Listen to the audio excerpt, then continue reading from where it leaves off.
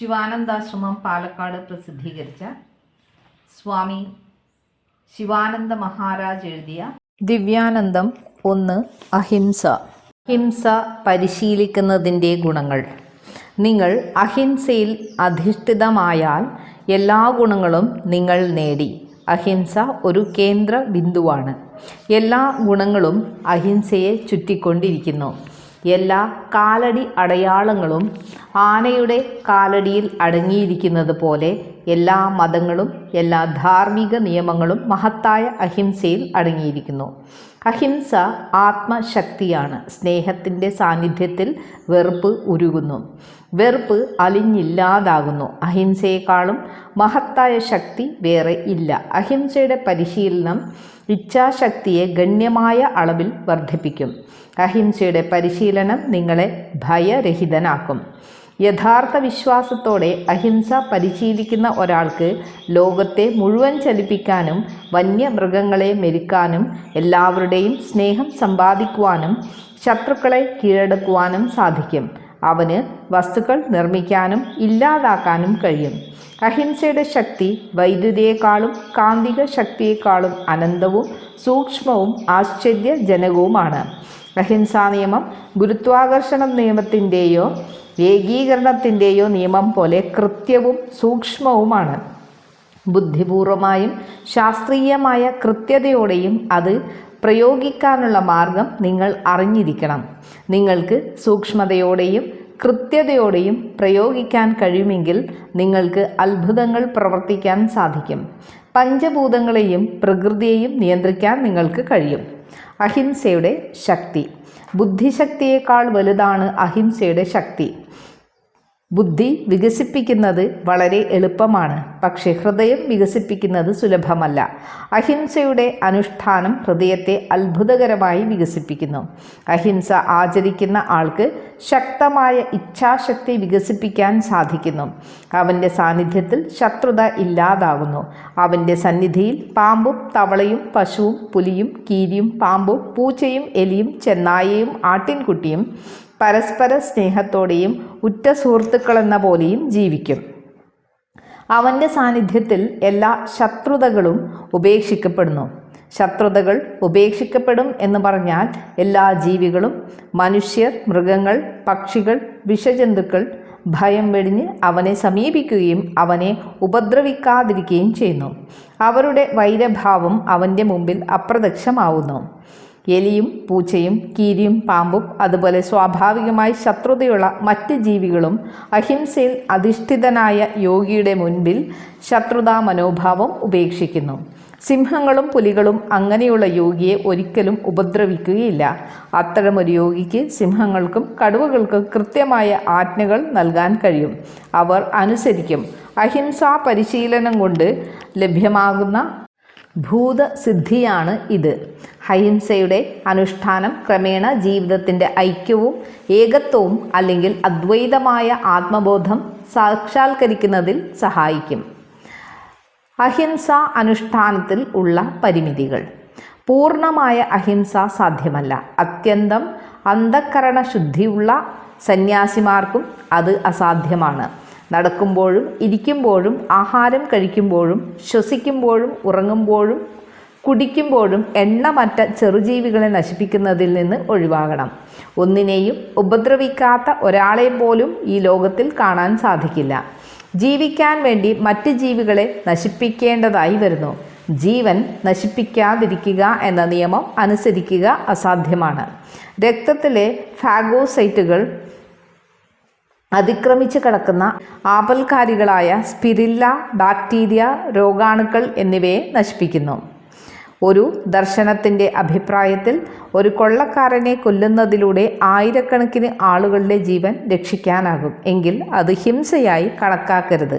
ഹിംസയും അഹിംസയും ബന്ധമുള്ള പദങ്ങളാണ്. ആപത്തിൽപ്പെടുന്ന ഒരാൾ സ്വരക്ഷയ്ക്കായി ആയുധങ്ങൾ ഉപയോഗിക്കാമെന്നും അല്പം അക്രമം ആകാമെന്നും പറയുന്നു. ഇതും ഹിംസയായി കണക്കാക്കില്ല. മൃഗങ്ങൾ കടുത്ത യാതന അനുഭവിക്കുമ്പോഴും അവയുടെ കഷ്ടങ്ങൾ പരിഹരിക്കാനുള്ള മാർഗം ഇല്ലാതായിരിക്കുമ്പോഴും ഇംഗ്ലണ്ടിലെ ആളുകൾ സാധാരണയായി തങ്ങളുടെ പ്രിയപ്പെട്ട കുതിരകളെയും നായകളെയും വെടിവെക്കുന്നു. അവയുടെ ആത്മാവിനെ ഭൗതിക ശരീരത്തിൽ നിന്ന് ഉടനടി മോചിപ്പിക്കണമെന്ന് അവർ ആഗ്രഹിക്കുന്നു. ലക്ഷ്യമാണ് പ്രധാന ഘടകം. അത് എല്ലാത്തിൻ്റെയും ആധാരമാണ്. ഒരു സന്യാസി തൻ്റെ ജീവൻ അപകടത്തിലാണെങ്കിൽ പോലും സ്വയം പ്രതിരോധിക്കുകയോ അക്രമം ഉപയോഗിക്കുകയോ ചെയ്യരുത്. ഒരു സാധാരണ മനുഷ്യനെ സംബന്ധിച്ചിടത്തോളം അഹിംസ ലക്ഷ്യമായിരിക്കണം. അത്യാവശ്യമാണെങ്കിൽ സ്വാർത്ഥത അല്പം പോലും ഇല്ലെങ്കിൽ അവൻ ഹിംസ ചെയ്തുകൊണ്ട് അഹിംസ തത്വത്തിൽ നിന്ന് വ്യതിചലിച്ചവനാകില്ല. ഈ വിഷയത്തിൽ മനസ്സിനോട് സൗമ്യത കാണിക്കരുത്. നിങ്ങൾ സൗമ്യത കാണിക്കുകയാണെങ്കിൽ മനസ്സ് ആ അവസരം പരമാവധി ഉപയോഗിച്ച് അക്രമം പ്രവർത്തിക്കാൻ നിന്നെ പ്രേരിപ്പിക്കുകയും ചെയ്യും. ഒരു ദുഷ്ടന് ഒരു അങ്കുലം കൊടുത്താൽ അവൻ മുഴുവൻ എടുക്കും എന്ന് പറയാറുണ്ട്. ആ മനസ്സ് ഉടൻ തന്നെ ഈ നയം സ്വീകരിക്കും. മനസ്സിന് കൂടുതൽ സ്വാതന്ത്ര്യം നൽകിയാൽ അത് ദുരുപയോഗപ്പെടുത്തും. അഹിംസ ഒരു നയമല്ല, അത് ഉത്കൃഷ്ടമായ ഒരു ഗുണമാണ്. സത്യാന്വേഷികളുടെ അടിസ്ഥാന ഗുണമാണിത്. അഹിംസയില്ലാതെ ആത്മസാക്ഷാത്കാരം സാധ്യമല്ല.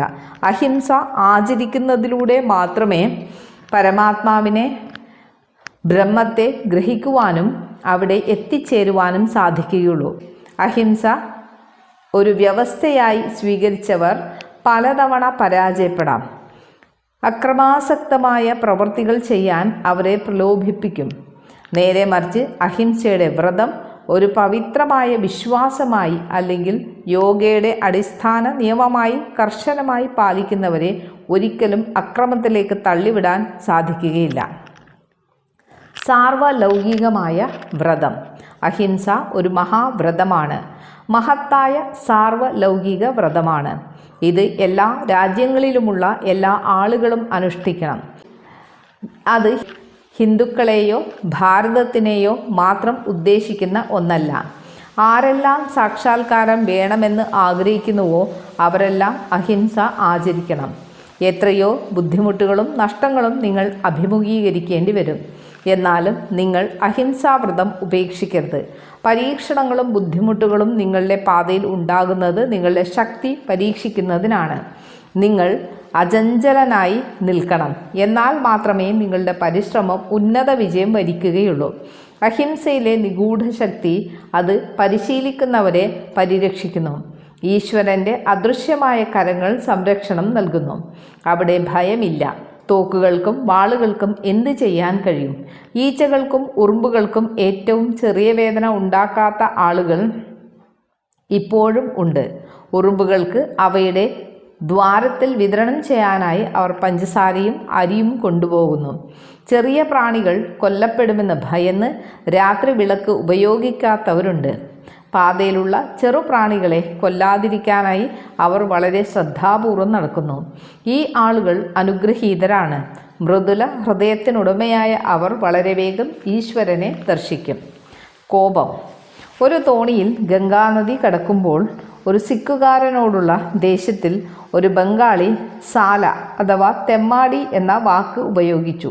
സിക്കുകാരൻ കോപാന്ധനായി ബംഗാളിയുടെ കഴുത്തിൽ പിടിച്ച് ഗംഗയിലേക്ക് എറിഞ്ഞു. ബംഗാളി മരിച്ചു. ശാരീരികമായി വളരെ ശക്തനാണെങ്കിലും സിക്കുകാരൻ മാനസികമായി ശക്തിഹീനനായിരുന്നു.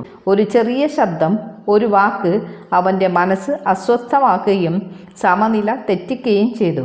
അവൻ കോപത്തിൻ്റെ അടിമയായി. കോപം എല്ലാവരെയും അതിൻ്റെ അടിമകളും ഇരകളുമാക്കുന്നു. വലിയ ആത്മാർത്ഥ സുഹൃത്തുക്കളുടെ സ്നേഹബന്ധത്തെ കോപം നശിപ്പിക്കുന്നു.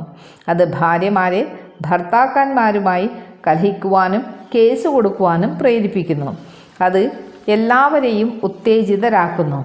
അത് ലോകത്തിലുള്ള എല്ലാവരെയും മാത്രമല്ല ദേവതമാരെയും സ്വാധീനിക്കുന്നു. കോപം യുക്തിയെ നശിപ്പിക്കുന്നു. സങ്കല്പിക്കാൻ കൂടി കഴിയാത്ത കാര്യങ്ങൾ ചെയ്യാൻ മനുഷ്യനെ പ്രേരിപ്പിക്കുന്നു. ഒരു കോപിഷ്ഠൻ പൂജനീയനായ വ്യക്തിയെ പോലും കൊല്ലുന്നു. ഭക്തന്മാരെ ക്രൂരഭാവത്തോടെ നിന്ദിക്കുന്നു. കോപിക്കുന്ന മനുഷ്യന് എന്ത് സംസാരിക്കണം എന്ത് സംസാരിക്കരുത് എന്ന് തീരുമാനിക്കാൻ കഴിയില്ല. അവന് ചെയ്യാൻ കഴിയാത്ത പാപമില്ല. കോപത്തിൻ്റെ സ്വാധീനത്തിൽ മനുഷ്യൻ അധിക്ഷേപിക്കുകയും അപമാനിക്കുകയും ചെയ്യുന്നു. അച്ഛനെയും സഹോദരനെയും ഭാര്യയെയും ഗുരുവിനെ അല്ലെങ്കിൽ രാജാവിനെയും കൊല്ലുന്നു. പിന്നീട് പശ്ചാത്തപിക്കുന്നു. കോപം വളരെ ശക്തമാണ്.